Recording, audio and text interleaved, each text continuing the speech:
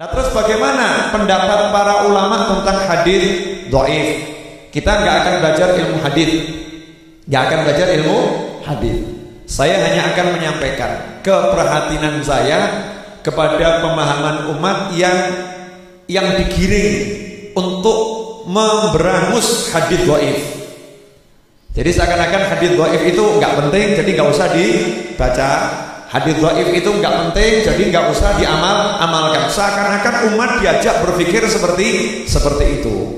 Tentunya ini sesuatu yang menyalahi ajaran para ulama. Kenapa?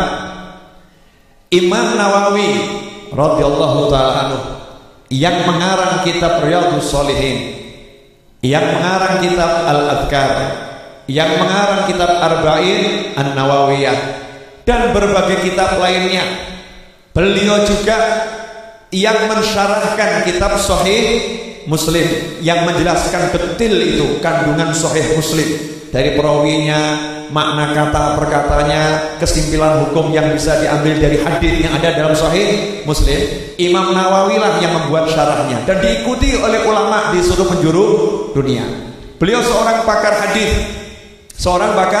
hadis, menyatakan bahwasannya hadis dhaif dalam masalah fadilah amal, anjuran ngajak berbuat kebajikan, tentang doa, ya, tentang doa, tentang nasihat, ya, semua yang sifatnya fadilah amal, keutamaan sebuah amal. Imam Nawawi menyatakan hadis dhaif yang seperti ini seluruh ulama, dalam arti mayoritas, jumhur ulama, mayoritas ulama sepakat hadis yang seperti itu hendaknya diamalkan. Hadis dhaif fadilah amal, jumhur ulama sepakat hendaknya diamalkan. Jelas ini ya. Jadi kalau ada hadis dhaif ngajak orang baca surat Yasin, hendaknya diamalkan. Hadis dhaif ngajak birrul walidain, hendaknya diamalkan. Hadis dhaif mengajak untuk silaturahim, hendaknya diamalkan.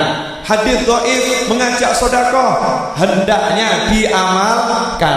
Hadis dhaif ngajak senyum, hendaknya diamalkan. Hadis dhaif mengajak sholat sunnah, ya, hendaknya diamalkan. Karena berhubungan bukan masalah hukum, tetapi permasalahan fadilah amal. Hadis dhaif menasihati kita agar tidak sombong, hendaknya diamalkan. Hadis dhaif mengajak untuk orang berprasangka baik kepada orang lain, hendaknya diamalkan. Hadis dhaif mengajak kita untuk berbuat yang baik, jujur kepada orang lain, hendaknya diamalkan. Intinya seluruh hadis dhaif, ya, hadis dhaif yang bersifat nasihat, anjuran amal, hendaknya diamalkan. Kecuali kalau hadisnya terlampau dhaif. No, dhaif itu sakoli itu, terlampau dhaif, dah mendekati palsu. Nah, itu tentu ulama tidak menganjurkan untuk diamalkan. Nah, banyak masyarakat yang salah paham. Kalau disebut hadis dhaif kemudian alergi, oh hadisnya dhaif kok, hadisnya dhaif. Justru kita ini dianjurkan mengamalkan hadis dhaif. Siapa yang menganjurkan? Mereka yang memilah-milah hadis menjadi sahih dan dhaif. Siapa yang milah-milah hadis sahih dan dhaif? Nabi gak pernah ini hadis sahih loh ya, ini dhaif, gak ada gitu. Karena semuanya adalah ucapan Nabi Muhammad SAW. Karena orang yang bawakan itulah, maka muncul pembagian dari para ulama. Ini hadisnya sahih, ini hadisnya dhaif, ini hadisnya palsu. Nah, para ulama yang bagi-bagi hadis menjadi sahih, menjadi palsu, menjadi dhaif, ulama itu yang menyuruh kita untuk mengamalkan hadis dhaif. Jadi kalau jenengan mengamalkan hadis dhaif, itu bukan kiai yang nyuruh, bukan habib yang nyuruh, tapi adalah pakar hadis. Memang orang yang di bidangnya, mereka yang ahlinya itu yang memerintahkan.